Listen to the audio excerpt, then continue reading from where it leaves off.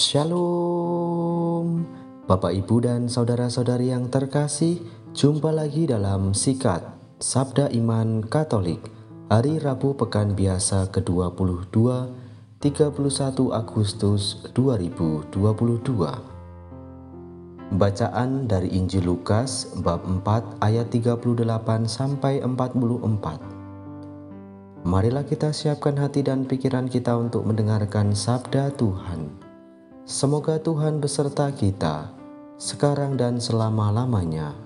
Inilah Injil suci menurut Lukas. Dimuliakanlah Tuhan. Setelah meninggalkan rumah ibadat di Kapernaum, Yesus pergi ke rumah Simon. Adapun ibu mertua Simon sakit demam keras, dan mereka minta kepada Yesus supaya menolong dia. Maka Yesus berdiri di sisi wanita itu, lalu menghardik demamnya. Segera penyakit itu meninggalkan dia. Wanita itu segera bangun dan melayani mereka. Ketika matahari terbenam, semua orang membawa kerabatnya yang sakit kepada Yesus. Ia meletakkan tangan atas mereka masing-masing dan menyembuhkan mereka. Dari banyak orang keluar juga setan-setan sambil berteriak, "Engkaulah Anak Allah." Tetapi dengan keras Yesus melarang mereka berbicara, karena mereka tahu bahwa Ia Mesias. Ketika hari siang, Yesus berangkat ke suatu tempat yang sunyi, tetapi orang banyak mencari Dia. Ketika menemukannya, mereka berusaha menahan Dia supaya jangan meninggalkan mereka. Tetapi Yesus berkata kepada mereka, "Juga di kota-kota lain aku harus mewartakan Injil Allah, sebab untuk itulah aku diutus." Dan Ia mewartakan Injil dalam rumah-rumah ibadat di Yudea. Demikianlah sabda Tuhan. Terpujilah Kristus. Bapak, Ibu, dan saudara-saudari yang terkasih, renungan hari ini akan dibawakan oleh Suster Julieta Soares Ismail dari Dili, Timur Leste. Selamat mendengarkan.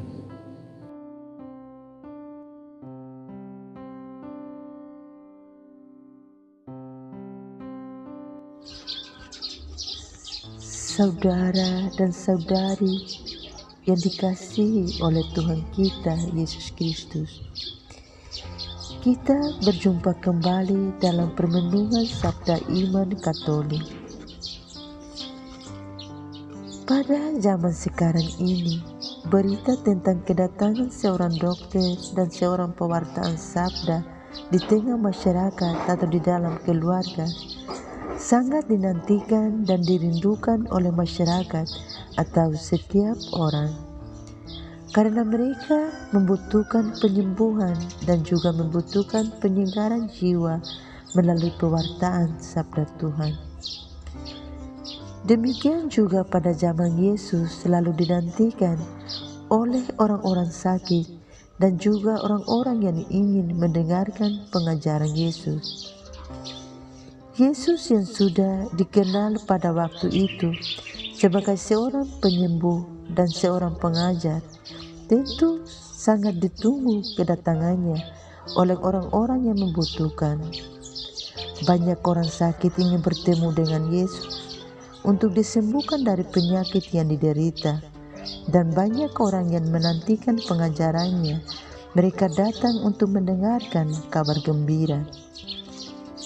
Bacaan Injil yang barusan kita dengar, penginjil Lukas mengisahkan misi Yesus tentang penyembuhan dan pengajaran atau pewartaan. Peristiwa penyembuhan dan pengajaran dikisahkan dalam Injil tadi. Petrus mengajak Yesus untuk mengunjungi ibu mertuanya yang sakit demam.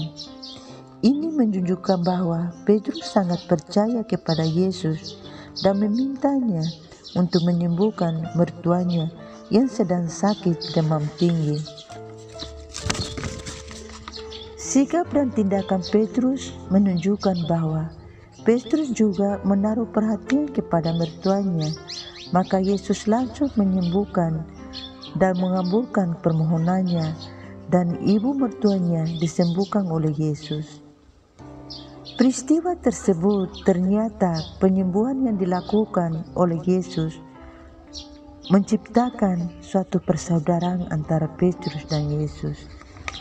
Karena ibu mertua setelah disembuhkan oleh Yesus, ia langsung melayani Yesus dan para pengikutnya. Namun, Yesus mempunyai misi yang lebih luas setelah penyembuhan ibu mertua Petrus. Yesus sampai sore hari berkeliling kota untuk menyembuhkan orang sakit, dan orang-orang yang kerasukan setan dibebaskan dari belenggu setan. Yesus masih melanjutkan perjalanannya pada keesokan harinya untuk mewartakan kabar gembira dan melayani orang-orang. Karena semboyan Yesus, aku harus mewartakan Injil Allah, karena untuk itulah aku diutus. Saudara dan saudari yang dikasihi oleh Tuhan kita Yesus Kristus, sikap dan tindakan Yesus dalam bacaan Injil tadi pesan bagi kita sebagai pengikut Kristus. Jelas Yesus konsisten dalam menjalankan tugasnya. Yesus tidak mau tinggal di tempat orang-orang yang mau menerimanya, tetapi juga ia pergi juga ke zona yang tidak aman. Yesus bekerja bukan karena ditolak atau diterima, melainkan karena ia sungguh menyadari perutusannya yang diterima dan ditaat setia pada perutusan itu sampai pada kesudahannya. Jadi, Yesus mewartakan kabar baik bukan hanya dengan mengajar, tetapi juga memberi pertolongan kepada orang-orang yang membutuhkan pertolongannya. Kabar baik yang disampaikan oleh Yesus juga kedamaian dan hidup persaudaraan. Inilah yang juga menjadi misi bagi kita pengikutnya. Apakah kita mau? Apakah kita selalu siap dan bersedia? Mari kita mewartakan kabar baik lewat hal-hal yang kecil. Maka jadilah diri kita Injil yang hidup bagi sesama, sekarang dan untuk selamanya. Amin.